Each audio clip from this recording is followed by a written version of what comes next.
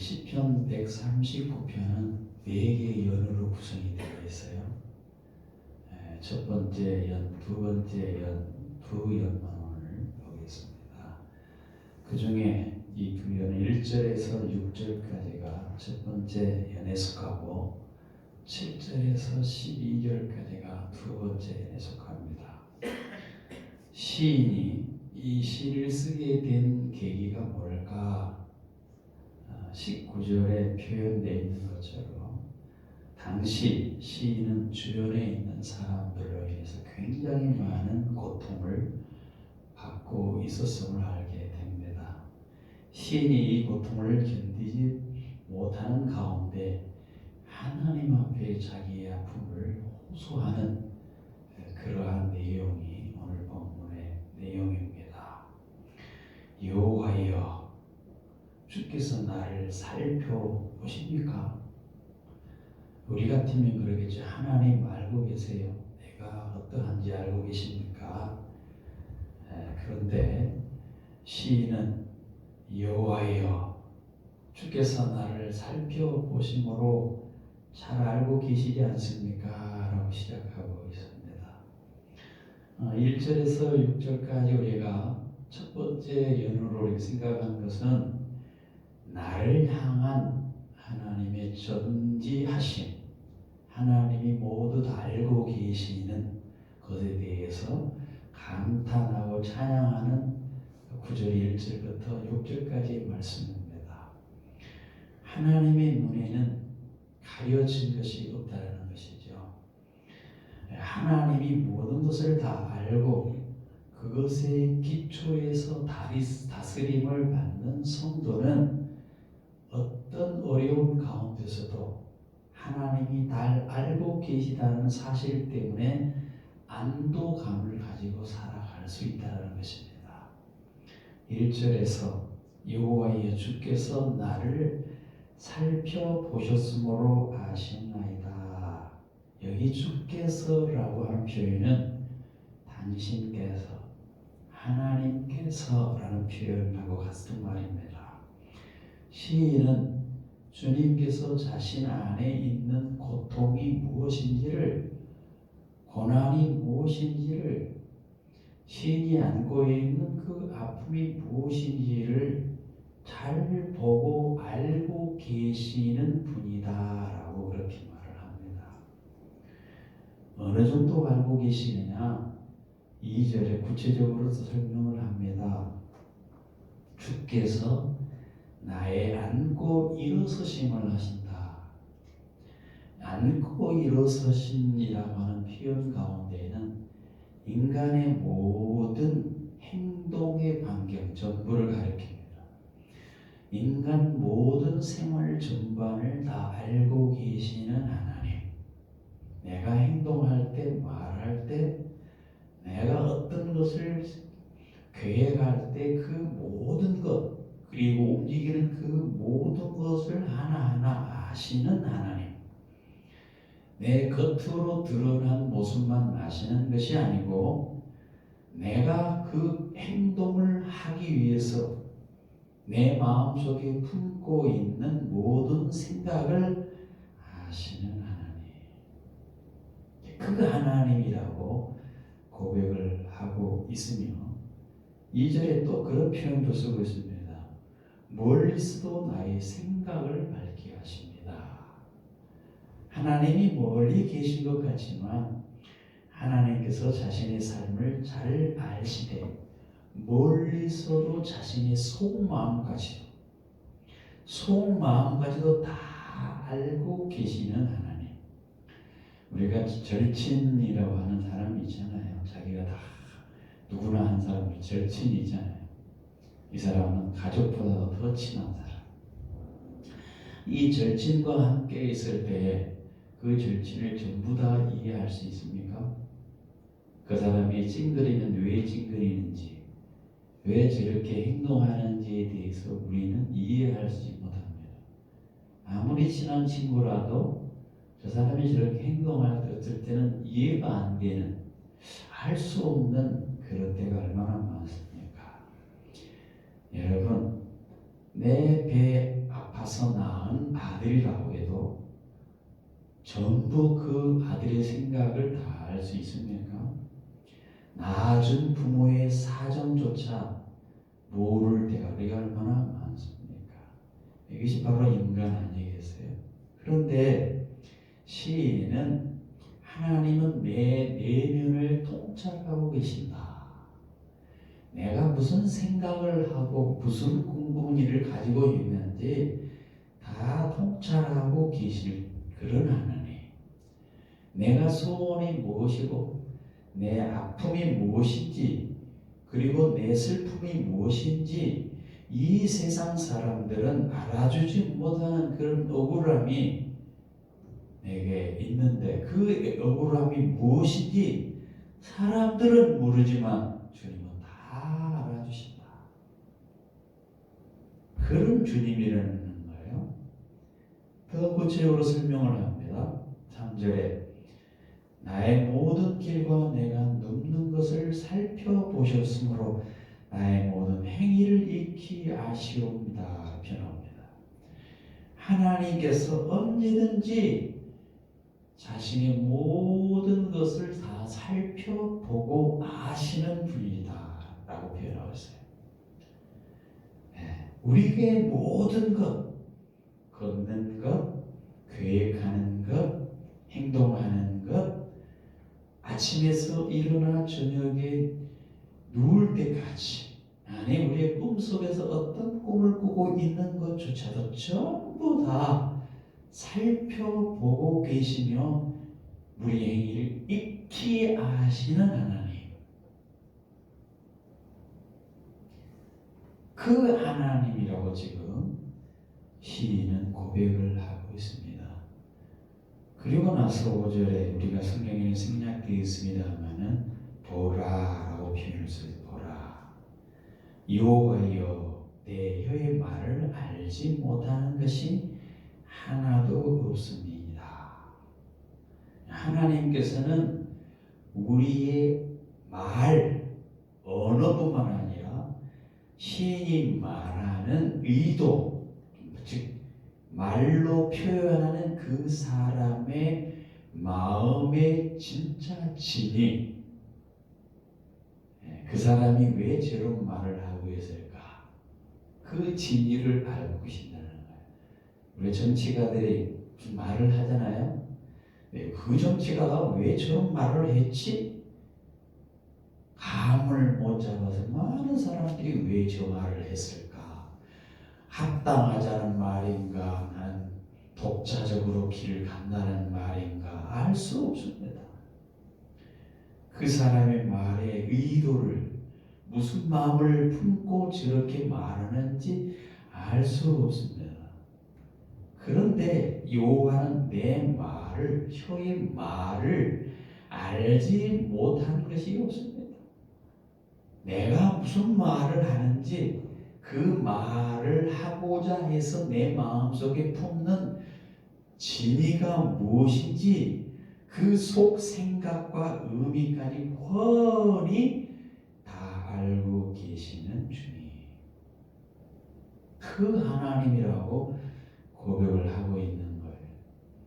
그래서 성경 야고보서에 보면은요, 말을 함부로 하지 말아라. 야고보서 3장 2절에 우리가 말에 실수가 많으니 만일 말에 실수가 없으면 온전한 사람이다. 말에 실수가 없으면 얼마나 우리가 말을 하면 실수가 많습니까? 말을 제어해서 우리는 정말로 거룩하고 성결하게 우리의 삶을 살아갈 필요가 있습니다. 골로새서 4장 6절에는 이런 표현을 너희 말을 항상 은혜 가운데 소금으로 고르게 함 같이 하라. 말을 할 때 이게 은혜가 될지 안 될지 생각을 하면서 소금으로 고르게 할 말. 무슨 말입니까? 그 말에 책임을 지고 그 말에 변치 아니하게 영향력을 미치면서 하도록 해라. 그만큼 중요하다는 얘기죠. 사람에게 보이지는 않지만 그러나 그 하나님은 우리의 모든 말까지도 아시는 하나님이다. 시인은 지금 그렇게 고백을 하면서요, 5절에 이런 표현을 쓰고 있습니다. 주께서는 나의 앞뒤를 둘러싸시고 내게 안수하셨나이다. 둘러쌌다. 주님이 나를 포위했다. 주님이 나를 가뒀다. 다시 말하면 인간은 누구도 하나님의 섭리의 손길 안에 포위되어서 결코 벗어날 수 없는 그런 존재인 것을 강조하면서 표현하는 단어입니다. 한마디로 우리의 삶, 철두철미하게 하나님이 보시고 아시고 있고 우리를 지키시고 있고 우리를 감찰하고 계시는 하나님, 그 하나님이 돌보실 뿐만 아니라 우리를 보호하고 지키신다라고 하는 표현을 시인은 이렇게 쓰고 있습니다. 요즘 대통령 경호하는 사람들이 있잖아요. 그렇죠? 대통령 경호할 때 경호원들이 얼마나 대통령들을 잘 경호하려고 하면, 옛날에 박정희 대통령 서거될 때 총으로 쌀 때 사람이 경호원이 붙여서 경호한다고 해도 제대로 잘 못 막잖아요. 그렇죠? 그 유경수 여사는 총탄에 이렇게 맞아서 그렇게 세상을 떴습니다만, 사람이 보호해 주는 것은 한도가 있습니다. 철두철미하지 못합니다. 여기 주께서 나의 앞뒤를 둘러싸고 내게 안수했다. 안수했다. 손으로 나를 붙들고 나를 놓지 않고 붙들고 계신다. 그런 의미인데요. 여러분, 이스라엘 백성들이 광야 40년 동안 살아갈 때 애굽에서 나와서 그들을 광야 길을 건너가잖아요. 모래바람이 불고 해가 뜨겁게 내리쬐는 머리가 벗어질 정도의 그러한 더위 가운데서 그들이 살아갈 수 있었던 것, 하나님이 얼마나 그들이 철두철미하게 보호했습니까? 낮에는 그 많은 사람들, 장정만 60만 명, 어린아이가 급표하면 200만, 250만 이상 된다고 하는 그 많은 사람들을 광야 길을 가는데 그들이 굶주리지 않게 먹여줄 뿐만 아니라 배고플 때 하늘의 만나와 배추를 또 그들이 뜨거울까 봐서 낮에 햇빛이 너무 뜨고 죽지 않아요. 광야에서 하나님께서 구름 기둥으로 다 서늘하겠지. 목말라 죽겠다고 원망하지만 하나님께서는 그들에게 반석을 쳐서 그 많은 사람들이 먹을 수 있도록 물을 내시고, 저녁에는 추울까 봐서 하나님께서 불 기둥으로 따뜻하게 했어요. 이스라엘 백성들이 지나가는 길에 항상 보호해 주셔서, 지금 시인이 그토록 하나님께서 우리를 보호하시되 당신의 손으로 우리를 붙들으신 것처럼 당신의 백성들을 붙들으시고 지켜주시고 돌보신다. 대통령 경호하는 사람들은 보호하지 못하지라도 하나님 우리를 철저하게 지키시고 보호해 주신 분이시다. 그들이 그러한 고난의 길을 갈 때, 광야의 길을 가서 나중에 가나안 땅에 도착할 때까지 하나님은 그들을 인도해 주셨어요. 여러분, 다니엘과 세 친구 알죠? 그들의 우상 신상에 절하지 아니하고 그들이 준 음식도 거절하고 믿음으로 살겠다고 하는 다니엘과 세 친구, 사드락과 메삭과 아벳노고를 보십시오. 뼈가 녹아 없어질 정도의 뜨거운 불 속에다가 집어넣는, 그 풀목 불 속에다가 집어넣는데 하나님께서 그들의 머리털 하나도 상하지 않게 보호해 주셨어요. 이 하나님이 지금 시인은 그 하나님을 고백을 하고 있는 거예요. 하나님이 우리를 아실 뿐만 아니라 생각을 하시고 계획을 하시고 우리의 연약함, 아픔, 눈물, 걱정, 모든 어려움을 다 아실 뿐만 아니라 보호해 주시고 인도해 주시는 분이시다 라고 고백을 하고 붙들고 계시는 분이라고 여기서 고백을 하고 있는 겁니다. 하나님이 우리를 보호하고 인도하신다라고 하는 이야기, 듣기 좋으라고 하는 이야기가 아닙니다. 실제로 하나님은 우리 곁에 계시면서 우리를 도와주시는 분이시기 때문에 더 이상 염려하지 말고 걱정하지 말라는 거예요. 이거는 그냥 마음의 위로나 받고 위안이나 받고 그렇게 살라는 그런 말이 아니고, 하나님은 우리 곁에 계시면서 우리와 함께 하시는 실제가 실제. 여러분이 힘들 때 실제 하나님은 곁에 계시다. 비록 우리가 앞으로 가도 뒤로 가도 볼 수 없다 해도, 우리 눈으로 보지 못해도 하나님은 계시다. 누구 곁에?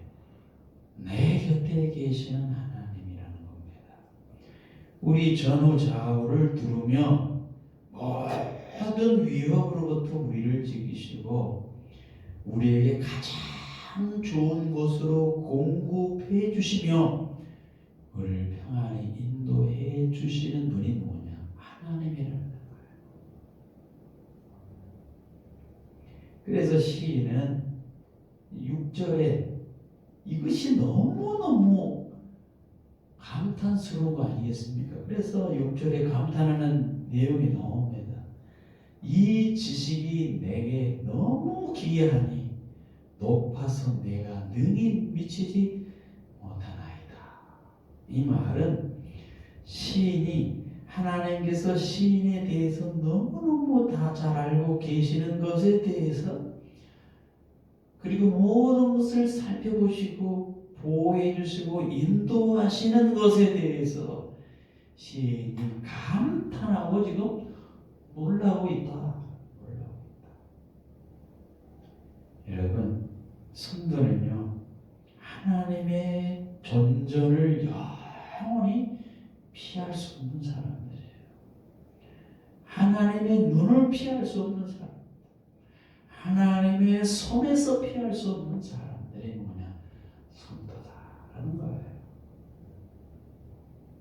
그리고 두 번째 연에서는 7절부터 12절에는요, 시인이 자신을 너무 잘 알고 계시는 하나님 앞에서 일종의 가상적인 상상을 해봅니다. 내를 너무너무 잘 알고 계신 하나님이 어떤 분인가를 상상을 하면서 표현을 하고 있어요. 7절에 시인은 하나님께서 늘 자신의 곁에 계심을 감사하기에 이런 하나님을 절대로 나는 떠나지 않겠다라고 하는 그런 심정으로 내가 주의 영을 떠나 어디로 가며 주의 앞에서 어디로 피하리까. 너무 나를 향한 하나님의 사랑이, 그 보호하심과 그 나를 알고 계시는 그 하나님이 너무너무 좋기 때문에 가상을 해버리는 거예요. 상상을 해버리는 거예요. 내가 주의 영을 떠나서 내가 어디로 가고 주의 앞에서 어디로 제가 피할 수 있을까요? 이 말을 단편으로 하면은 하나님을 떠나 절대로 아무 데도 가지 않겠다라고 하는 시인의 고백이 들어있는 것이요. 여기 주의 앞에서라는 말은요, 하나님 얼굴이라고 하는 의미가 있습니다. 즉 이스라엘 백성에게 있어서 이 얼굴은요, 해와 같은 존재예요. 우리가 아침에 일어나서 밖에 나오면 해를 보잖아요. 해는 항상 아침에 떠서 저녁에 지요. 뭐 지구가 자전하기 때문에는 지는 걸 생각하지만 해는 항상 항상 있잖아요. 인간이 그 햇빛의 영향력에서 결코 벗어날 수 없듯이 우리는 하나님 앞에서 결코 피할 수 없는 존재다라는 겁니다. 우리가 하나님을 피해서 어디로 갈 수 있을까요? 성경에 요나라고 하는 사람이 있잖아요. 요나서는 사장으로 아주 짧은 그러한 내용이 함축되어 있어요. 하나님께서 요나에게 어느 날 나타나가지고 너 니느웨로 가라. 니느웨 가면은 앞을 보지 못하고 있는 12만 명의 백성들과 많은 짐승들이 있는데 그들이 회개하고 돌이키라고 하면 회개하고 돌이킬 텐데 너 가서 그들에게 가서 외쳐라. 근데 요나가요 그 하나님의 명령을 거부하고 다시스로 가는 배를 탑니다. 그 다시스로 가는 배를 타가지고 어디에 들어가면 배 제일 밑창에 들어가는 거예요.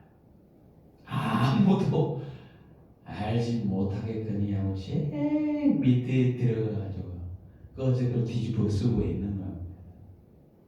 그런데 다시스로 가는 이 배에 풍랑이 일어나요. 이 사람들이 모여가지고 이게 도대체 무슨 일이냐. 우리가 출발할 때 잔잔하게 풍랑이 일어나는 게 원인이 있지 않느냐. 우리 중에 누가 죄를 범했거나 신을 노엽게 한 것이 아니겠느냐 해가지고 다들 제비를 뽑자. 제비를 뽑았는데 안 나타나고 가만히 보니까 제일 배 밑창에 누가 있어요? 요나가 있어요. 야, 너 왜 있어? 이리 와. 제비를 따고 요나가 딱 제비 뽑혀요. 너 무슨 일이야? 여차 내게서 하나님이 다시스로 가라고 했는데 니느웨로 가라고 했는데 내가 지금 다시스를 가는 내가 배를 타서 당신들이 이렇게 큰 풍랑을 만나서 어려움을 당합니다. 나를 바다에 던지십시오. 그래서 할 수 없이 요나를 바다에다 던져버리지. 배가 잔잔해지고 가는 거예요. 요나가 바다에 던져지는데 하나님께서 그냥 버리겠습니까? 큰 물고기를 통해서 요나를 덥석 삼키게 되죠. 요나가 3일 주야를 뱃속에 물고기 뱃속에서 내가 잘못했구나 하고 탄식을 합니다. 하나님께서 그 요나의 그 뉘우침을 보고 결국 밖에다가 육지에다 토해내죠. 밖에 나와서 요나가 참 하나님 너무하시지 않습니까? 나 저 니느웨로 가기 싫습니다. 그러니 아니다. 니느웨 가야 된다. 너무너무 해가 지는데 박농골에서 이쪽으로 가면 하나님께서 박농골을 햇빛을 그 박농골이 딱 시들어버려요. 요나가 뜨거 죽겠는 거예요. 요나가 이 나를 이렇게 힘들게 합니까? 네가 박농골 그거 조금 밑에 있으면서 서늘한 것 그거 박농골이 없어지는데 네가 그렇게 나를 원망할 수 있느냐? 저 니느웨에는 12만 명이라고 하는 사람들이 지금 힘들어서 죽을 지경이다. 네가 갔으면 그들이 돌이키고 회개할 것이다. 빨리 가거라. 너 요나는요 이제 드디어 하나님의 명령을 따라서 가기 싫지만 가서 회개를 요청했더니 그야말로 12만 명이라고 하는 니느웨 사람들이 다 회개하고 주님 앞에 돌아왔어요. 제가 이 얘기를 왜 하느냐? 그 요나가 하나님을 숨을 수 있었다고 생각하고 배 밑창에 숨었지요. 하나님이 보고 계시죠. 물고기 배 속에 있을 때에도 하나님은 요나를 알고 계셨어요. 요나가 무슨 생각을 하고 품고 있는지까지 다 알고 계시고 찾아내시는 하나님. 배 밑창에서 깊숙이 들어서 숨었을 때 잠들었을 때 하나님이 그를 찾아내지 못했습니까? 아닙니다. 그 잠든 곳에서 하나님이 계시고 그를 찾아내셨습니다. 깊은 바다 속에 던져 물고기 뱃속에 있을 때도 하나님은 그의 힘을 그의 힘듦을 보시고 그를 구원해 주셨습니다. 우리는 이처럼 하나님 앞에서 영원히 피할 수 없는 존재들이라는 겁니다. 여러분 과연 하나님을 얼마나 많이 느끼고 살고 계십니까? 우리가 단 한 발자국도 하나님을 피할 수 없는 존재라는 걸 알아야 돼요. 우리는 그것을 깨달을 때 최소한의 죄의 문제를 해결할 수 있습니다. 무슨 말이냐 하면 하나님을 앞에서 피할 수 없는 존재라는 사실을 반드시 깨달을 때에 내 속에 감춰져 있는 죄를 범해도 나는 숨길 수 있다라고 하는 그 노력 대신에 나의 죄를 주님 앞에 나아가서 죄를 자백하고 용서함을 받을 수 있는 삶을 살 수 있다는 거예요.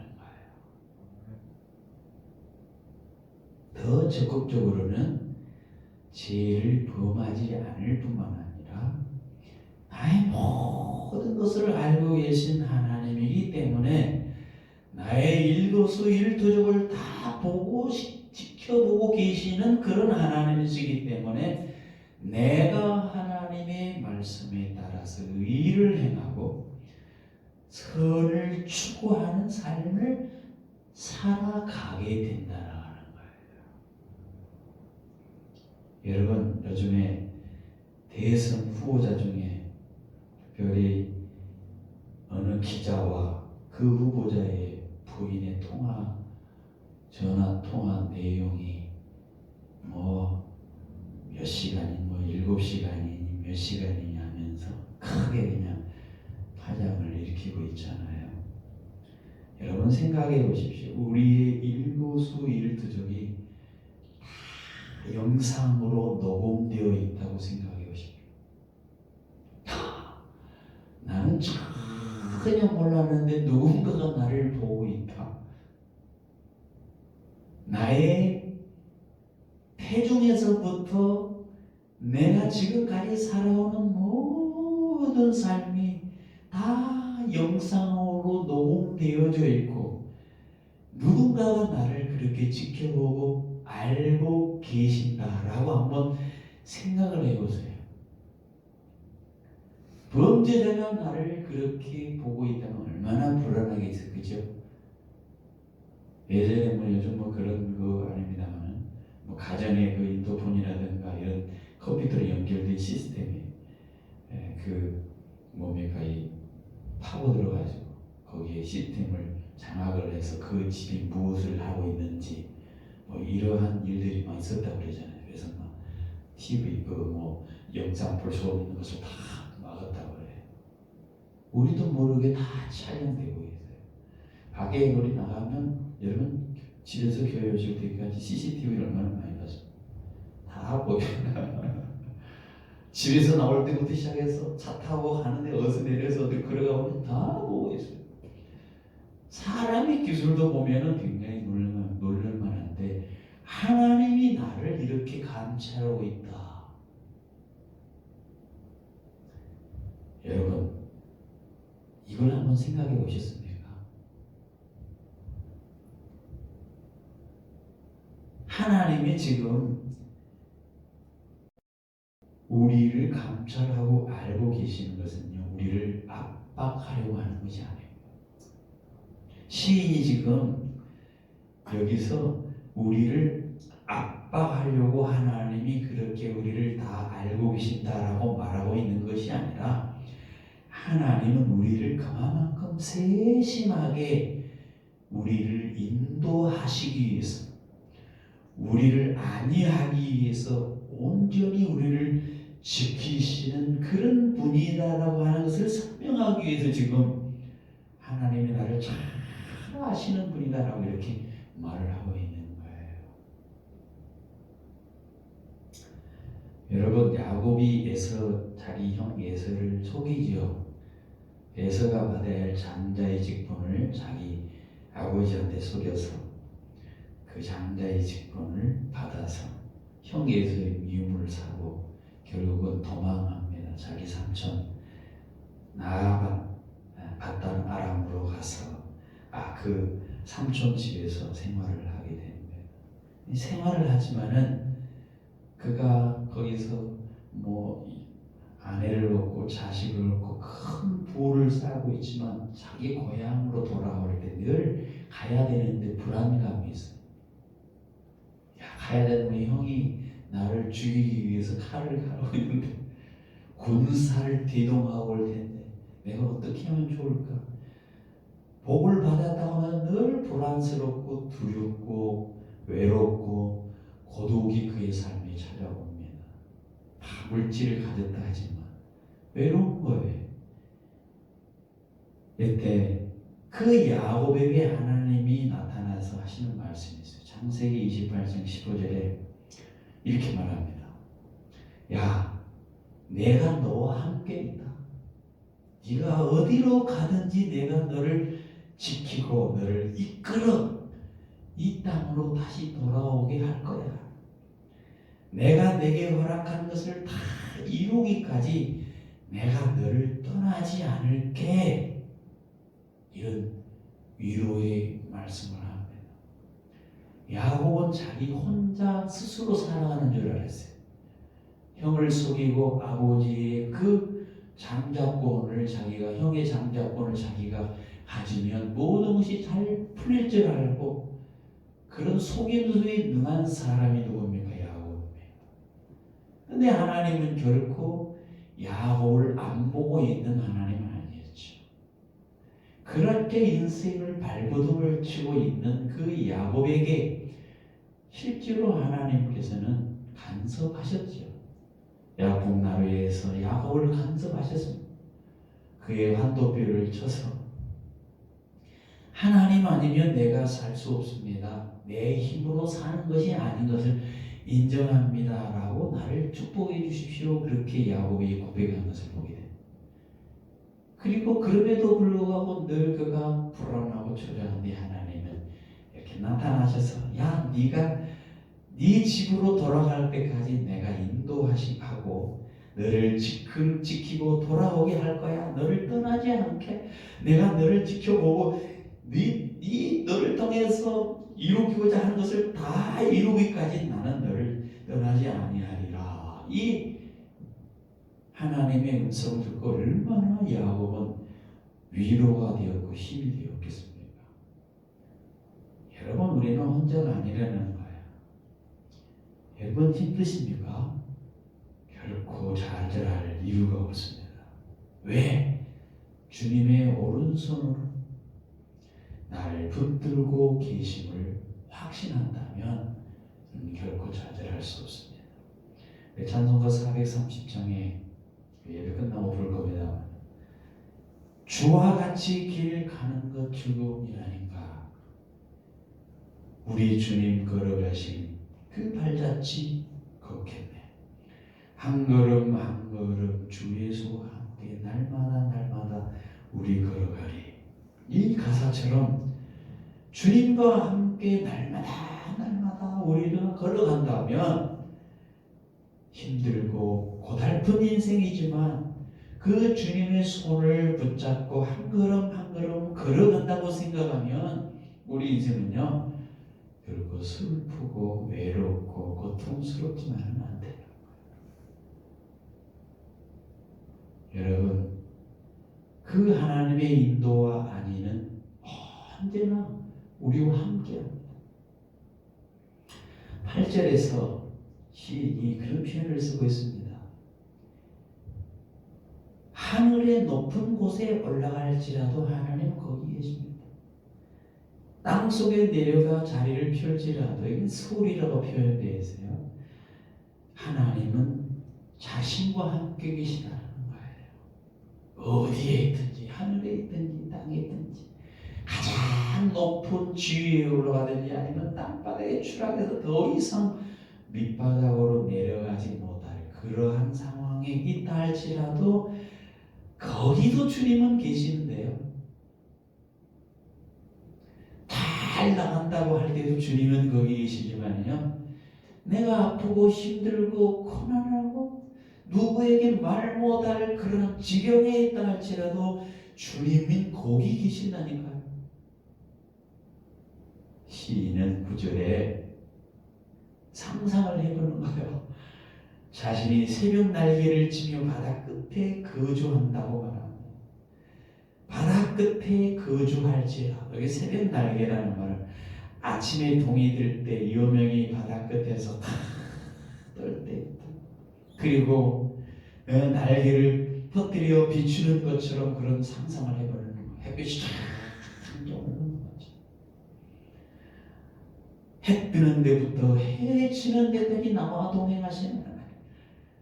10절에서는 시인은 이와 같은 여명이 바다 끝까지 날개처럼 순식간에 퍼지듯 자신이 숨는다 할지라도 하나님은 자신을 인도해 주심이 붙드신다. 그래서 10절에 거기서도 주의 손이 나를 인도하시고 주의 오른손이 나를 붙드신다. 여기 오른손이라고 하는 표현은 능력의 손입니다.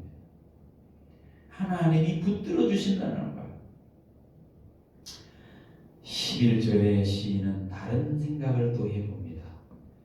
내가 혹시 말하길 흑암이 반드시 나를 덮고 나를 두른 빛은 밤이 되리라 할지라도, 여기 흑암이라는 것은 캄캄하게 자신을 덮은 그 표현이에요. 앞이 안 보여. 살아가는데 앞이 안 보여. 그리고 모든 것이 나를 덮여서 하나님께서 나를 찾지 못하시지 않을까 가정을 해보는 거예요. 그러면서 12절의 시인은 자신이 아무리 캄캄한 흑암 가운데에서도 하나님께서는 자신을 찾고 환히 비춰주신다라고 하는 표현을 씁니다. 밤이 낮과 같이 비추이나니, 밤이 낮과 같이 비추이나니 주에게는 흑암과 빛이 같습니다. 내가 깜깜한다 하지만은 하나님은 다 빛이에요. 하나님 앞에서 모든 역경과 위험이 숨기지 않냐고 전부 다 나처럼 다 들춰질 수밖에 없다는 겁니다. 여러분 가운데 생의 고난의 밤을 지나가고 있습니까? 그래서 하나님 어디 계세요? 하나님 왜 내가 부르짖는데 대답을 안 하십니까? 속상해 할지라도 아니에요. 밤이 낮과 같이 비치듯 주께서는 그 흑암과 빛이 같은 것처럼 나를 환하게 다 알고 계시는 분이라는 거예요. 그래서 우리에게 어려움과 고난, 역경이 나를 덮쳐서 내가 심히 고단하고 상할지라도 그것은 결코 하나님의 빛 앞에서 굴복할 수밖에 없으며 낮과 같이 드러나게 될 수밖에 없다는 것입니다. 이 시대에 얼마나 어둠이 지배하는 것처럼 보입니까?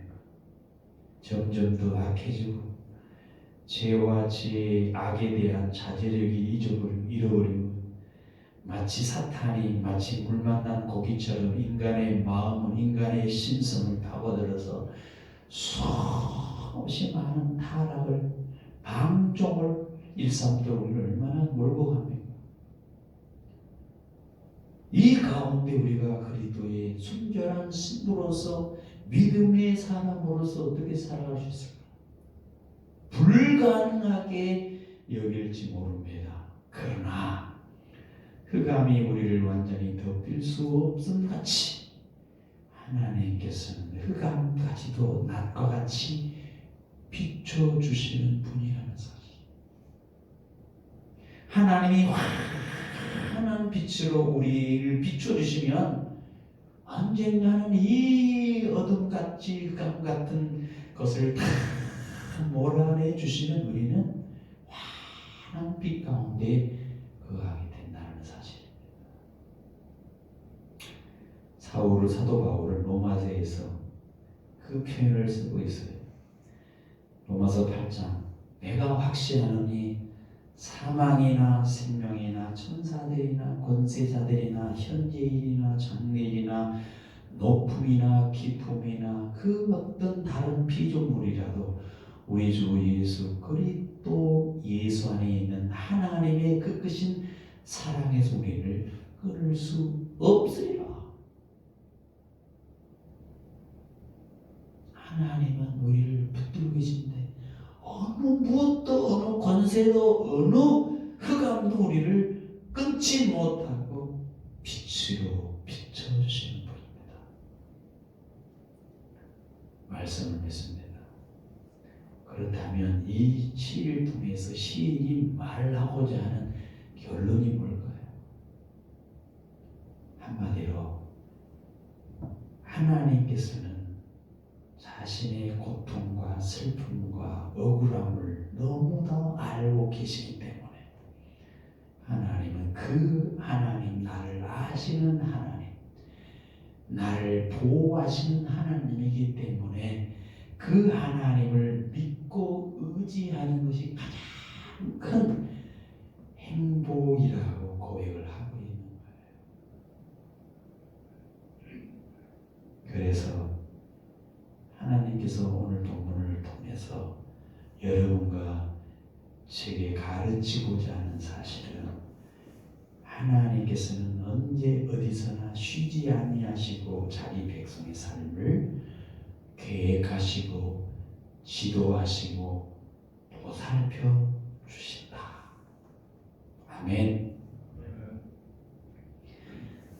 자신의 삶을 보살펴 주시고 지도하시고 인도하시는 하나님은 시인뿐만 아니라 오늘날에도 여전히 당신의 백성들을 이끌어가고 계십니다. 우리는 그런 하나님 앞에 살아가는 사람들. 이거를 라틴어로는 뭐라고 얘기하냐면 코람데오. 따라서 해봅시다. 코람데오. 하나님 앞에 있다. 그런 뜻입니다. 내가 하나님 앞에 있다. 내가 하나님. 우리는 언제나 우리를 보호하고 이끄시고 살피시는 이 하나님 앞에 살아가고 있다. 하나님께서 우리의 삶과 체질을 너무나도 잘 아시기에 우리를 가장 정확하게 인도하여 보살펴 주시기 때문에 우리는 고난과 역경이 따르는 이 세상에다라도 그 하나님 앞에 살아간다고 하는 코람데오 신전의식을 가지고 하나님의 뜻에 합한 사람으로서 살아가야 된다는 사실입니다. 오늘 여러분과 제가 이 하나님 앞에 살아간다 하는 의식을 가지고 힘으로 믿음으로 승리하는 여러분과 제가 되시기를 간절히 축원드립니다.